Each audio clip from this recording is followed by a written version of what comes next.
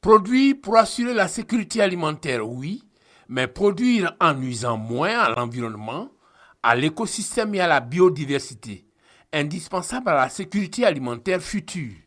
En d'autres termes, produire de façon durable en préservant les ressources naturelles, c'est mieux. Voilà résumé l'actualité mondiale sur l'alimentation en 2013. Dans cette optique, que fait la Côte d'Ivoire? Elle a décidé de passer d'une agriculture extensive à une agriculture intensive avec le PNIA, Programme national d'investissement agricole.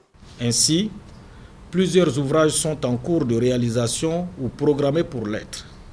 Ces ouvrages permettront d'irriguer 200 000 hectares d'ici 2016 pour une production alimentaire brute additionnelle de près de 2 millions de tonnes sans qu'un seul centimètre carré de terre ne soit défriché en plus.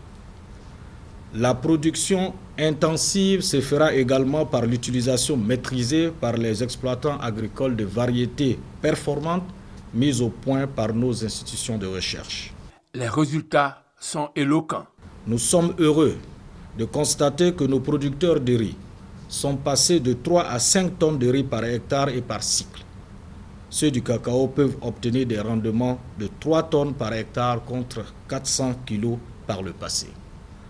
Aujourd'hui, un producteur de manioc peut obtenir 30 tonnes à l'hectare contre moins de 10 il y a seulement quelques années. Comme on le voit, la Côte d'Ivoire s'est inscrite dans l'actualité mondiale et prévoit légiférer sur la question, comme pour prendre l'engagement de laisser aux générations futures une terre ivoirienne capable de leur offrir de quoi se nourrir et à mieux se nourrir.